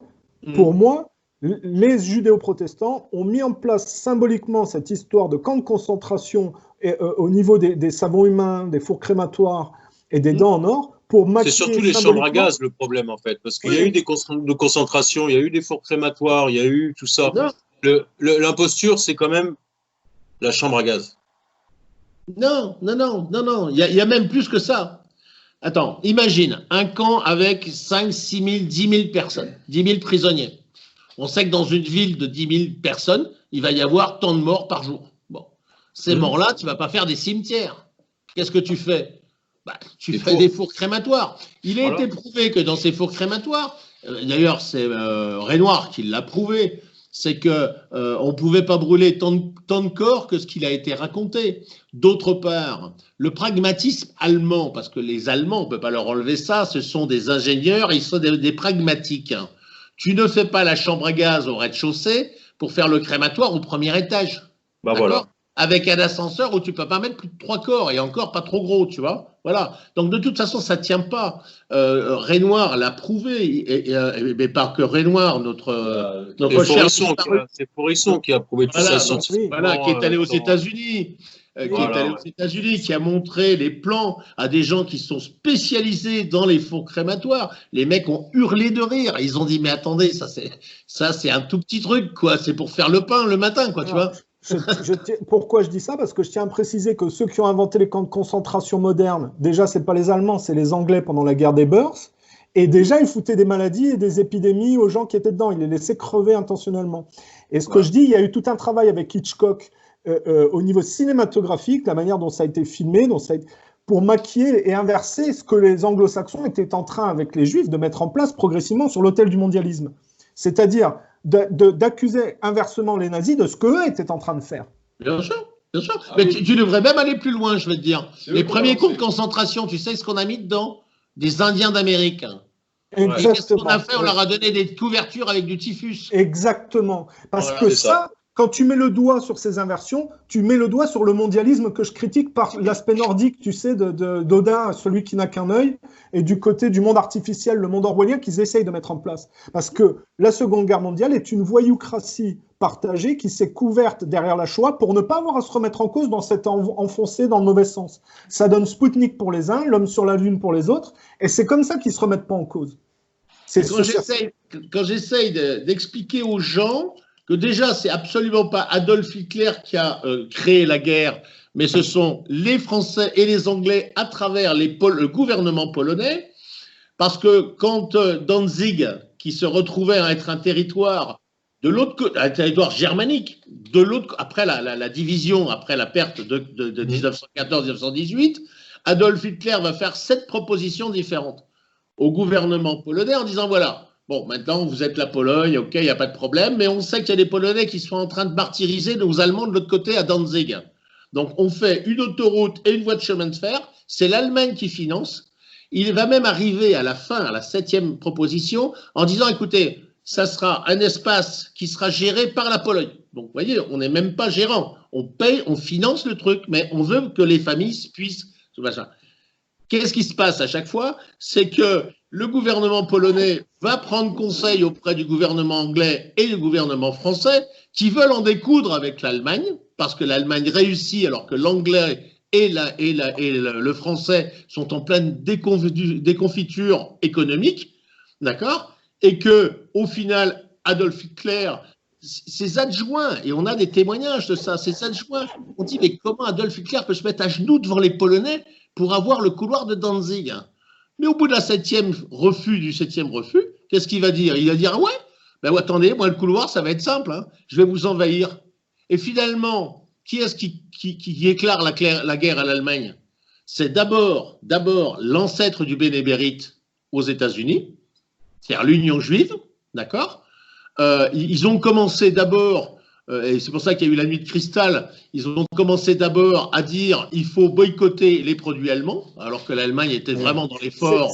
C'est ce qu'on disait avec le magicien de l'économie, c'est quand les nazis sont sortis de la dette du colonialisme de la Première Guerre mondiale, que tout le monde leur a fait assumer, que les Juifs leur ont déclaré internationalement la guerre. Exactement.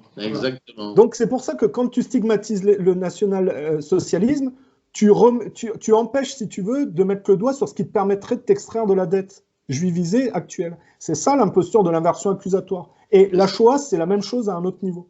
Exactement, et c'est pour ça que je me réclame du national-socialisme, parce qu'il a fait un très très bon travail pour son peuple. Il n'a pas fait ça pour s'enrichir personnellement, contrairement à nos élites, d'accord? Le On n'a truc, jamais dit qu'Adolf Hitler s'était enrichi. Hein. le bémol, c'est de la violence nordique, la volonté dominatrice et de conquête des nazis qui est critiquable. Parce qu'on disait tout à l'heure, Franco n'a pas commis la faute de l'expansionnisme allemand, il est resté chez lui. Ça fait une différence, c'est que les Allemands se sont mis à la faute en voulant envahir les autres. D'ailleurs, ils l'ont payé en Russie.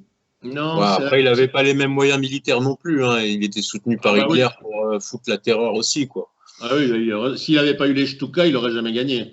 Mais il est parti du Maroc, Franco. Il est parti des anciennes colonies espagnoles. Mais non, le départ de ça, c'est l'histoire polonaise. Parce que Anschluss, quand ils vont ouvrir la voie sur l'Autriche, qui a été réduit comme peau de chagrin, hein, c'est-à-dire que l'Autriche, qui était un pays très très riche, hein, l'Empire austro-hongrois, c'était quand même quelque chose avant, les Autrichiens ont ouvert les barrières et ont accueilli les Allemands comme des sauveurs. Il ne faut pas l'oublier. D'accord. Donc les là, Sudètes, entre autres, les Sudètes. Attends, il n'y a pas que ça. Ils massacraient les minorités allemandes aussi. Il y a une provocation de ce côté-là. Ils ont intentionnellement tué les minorités allemandes là-bas. Les Polonais. C'est pour ça que surtout Adolf Hitler intervient à un moment donné. C'est pour protéger les minorités. Comme ils ont fait avec les Ukrainiens, ils s'en sont pris aux minorités russes. Ils font exactement la même chose. Ou en Géorgie. Quand Poutine intervient, c'est parce qu'il défend les minorités russes dans ces régions que l'Occident essaye d'assimiler dans le mondialisme. Or, Poutine a été beaucoup plus intelligent qu'Adolf Hitler, pourtant que j'apprécie énormément. Ça va choquer les gens, mais je m'en fous. Poutine était beaucoup plus intelligent parce qu'il connaît l'histoire et que c'est un vrai stratège. Hitler avait ses défauts. C'est qu'effectivement, Poutine n'est pas tombé dans le piège ukrainien. À savoir que il l'a fait par médiation. Pour moi, il est clair que l'Union européenne, entre autres, menée, et toujours pareil, par l'État profond américain, etc., veut récupérer, merde, comment ça s'appelle sur la mer Noire, la Crimée. Ils veulent récupérer la Crimée. Pourquoi? Parce qu'ils savent très bien que la Crimée, c'est l'ouverture de la Russie sur la mer Noire. Et l'ouverture sur la mer Noire, c'est l'ouverture sur la Méditerranée, donc sur le Moyen-Orient. Donc, l'Ukraine, ils n'en ont rien à foutre. Ils n'en ont rien à foutre, les Occidentaux. Ce qui les intéresse, c'est de foutre le bordel en Ukraine et de façon à pouvoir récupérer effectivement la Crimée. Et là où il est très intelligent, effectivement, Poutine, c'est qu'il ne va pas rentrer dans de l'art de l'Ukraine, il va juste sauver son président qui va venir chercher en hélicoptère et qui va sortir, même si c'était aussi un mafieux, mais enfin, dans ces régions-là, de toute façon, et même partout, c'est tous des mafieux. Mais qu'est-ce qu'il va faire? Il va monter effectivement un référendum qui va dire à 85 ou 90%, les Criméens veulent rester russes. Et donc, il va récupérer la Crimée, et là, il va une putain de quenelle à l'Union européenne. Alors après, au niveau de l'Ukraine, qu'est-ce qu'il fait? Oui, il envoie un petit peu des armes, en sous-main, évidemment, mais il rentrera jamais. Et d'ailleurs, souvenez-vous que le Donbass, entre autres, et l'autre partie, vont demander à la Russie de les intégrer à la Russie, et c'est Poutine qui va refuser. Non, il ne refusera pas. Et ça lui arrache le cœur de refuser, parce qu'il a envie d'accepter. Il ne refusera pas. Mais si, il a déjà refusé, parce que ça, c'était déjà il y a au moins 3 ans. Il a déjà refusé. Mais pourquoi il a refusé? Parce que s'il accepte, c'est la guerre ouverte contre l'Union européenne. Donc, il préfère, en sous-main, donner de l'armement aux combattants du Donbass. T'es sûr qu'il a refusé? Souvenez-vous effectivement de ces fausses images de chars d'assaut russes, soi-disant, qui arrivent sur le Donbass, qui étaient des images qui étaient détournées, qui étaient des images de la guerre en Géorgie.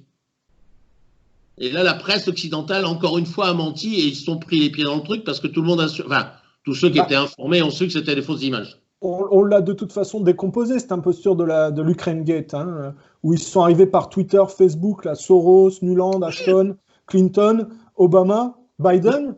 Et c'est là que je retombe sur ce que tu disais, des accusations inversées, tu sais, des journalistes aux États-Unis contre Trump.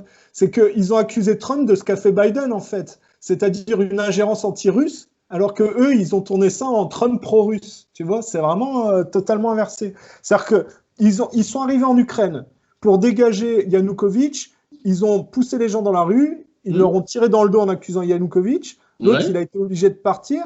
Et après, ils ont fait de la corruption, c'est-à-dire qu'effectivement, ils ont tout bouclé. Et Biden et son fils faisaient du fric sur les compagnies. Quand le type de la justice ukrainienne a enquêté, l'autre, il a fait un chantage comme quoi il ne donnerait pas le fric aux Ukrainiens. Et Trump a enquêté là-desdessus. Et dans les médias, ils ont dit « Ah, Trump était un agent pro-russe, tu vois, genre, c'est lui qui est corrompu et tout ça. » Ils ont tout inversé. C'est vraiment… Alors ça, c'est ce qui est intéressant dans la technique de Trump. Et c'est marrant parce que Trump, pour moi, c'est vraiment le gros cow-boy américain un peu lourdeau, tu vois. C'est un peu l'image qu'on a de lui. Et je pense qu'il a aussi derrière des bons conseillers et qu'il n'est pas tout seul sur l'affaire. C'est qu'à chaque fois, il envoie les démocrates sur des fausses pistes. Les démocrates foncent sur la fausse piste et finalement, ça se retourne contre eux. Donc, avec l'affaire, par exemple, du Russiagate, ben, c'est exactement ça. C'est qu'au final, à force d'enquêter ces connards de démocrates, de faire des enquêtes, des machins, on va s'apercevoir que Hillary Clinton a vendu de l'uranium américain aux Russes. Donc, c'est pas Trump, c'est Hillary Clinton quand même. On va s'apercevoir que le fils de Biden, il reçoit je sais plus combien de pognon tous les mois, alors qu'il a aucune compétence, et là, en Ukraine. Donc, à chaque fois, il lance le truc. Les démocrates, pendant 3 ans et demi, vont se perdre en conjecture en essayant de tuer Trump sur des fausses accusations, et à chaque fois, ils se plantent. Ils sont tarés, parce que, regarde Biden… Il l'a même avoué publiquement, tu sais, quand il dit je suis arrivé en Ukraine, j'ai dit voilà, je pars dans 4 heures. Si le ministre, enfin le type de la justice qui enquête sur la corruption n'est pas viré, il n'y a pas de 1 milliard. Et il dit et il a viré ce fils de pute. Mais il l'a dit en direct, le type. Alors, après, les types, ils osent quand même accuser Trump d'être un corrompu pro-russe. Ils sont complètement tarés. Oui, et le problème, si tu veux, c'est que c'est comme en France, c'est qu'ils ont la presse. Ils ont la presse. Mais les gens sont pas… C'est ça le problème, c'est que Vox Populi, si tu veux, qu'est-ce qu'il fait? Il lit la presse, il écoute la télévision. D'accord? Les gens ne sont pas débiles non plus, ils le voient, la réalité. C'est pour ça que Trump, sa grande force, c'est d'être sur les réseaux sociaux. Il les retourne. Mais de toute façon, c'est normal. Les autres, c'est des hystériques, des sales gamins, des aliénés aussi.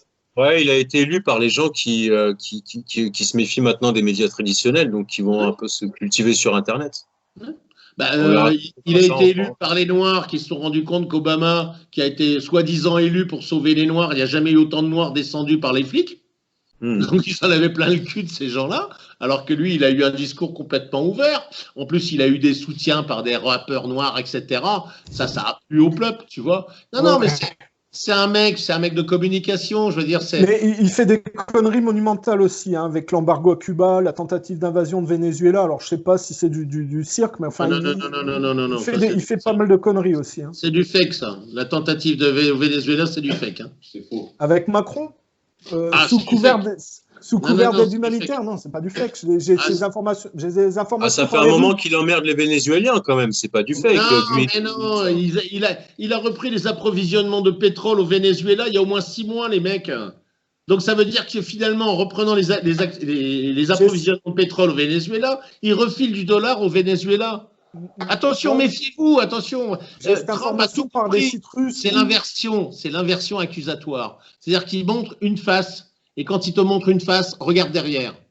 Mais attends, parce que moi j'ai ces informations par des sites internet russes, mais il a aussi dit publiquement, Trump, que Guaido était un vrai président, alors que Maduro c'était un fake président. C'est pas une fausse information. Il a mis Jérusalem, capitale d'Israël. Et c'était un piège à con. L'histoire du débarquement au Venezuela, c'est pas une fake news, hein. C'est une tentative qu'ils ont essayé de mettre en place avec Macron et l'Angleterre. Tu l'as vu quand, ça? Je l'ai sur les sites d'information. Moi aussi, j'ai vu les images de la Navy qui arrive avec un porte-avions nucléaire, avec tout son armada, etc. Soi-disant. Alors après, tu peux me dire que Trump fait de la désinformation express, c'est autre chose. Mais bien sûr qu'il fait ça express. Comme d'habitude. T'en es sûr de ça? Alors quand il accuse et quand il provoque, quand il accuse les Chinois quand même. Qui sont à l'origine du coronavirus, pour toi, c'est la même chose? C'est un peu. Oui, pour moi, c'est bizarre pareil. Parce qu'il le fait tout le temps, là. Hein. Non, attendez.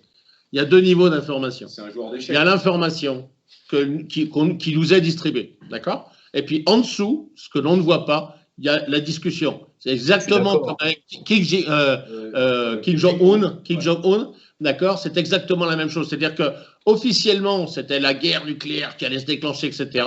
Mais il y avait déjà des accords. Et souvenez-vous de ce fameux rendez-vous, oui, j'y vais pas, j'y vais pas, j'y vais. D'accord? Il y est allé, ils se sont serrés la main et ça a été fini. Et il a fait tout le temps pareil.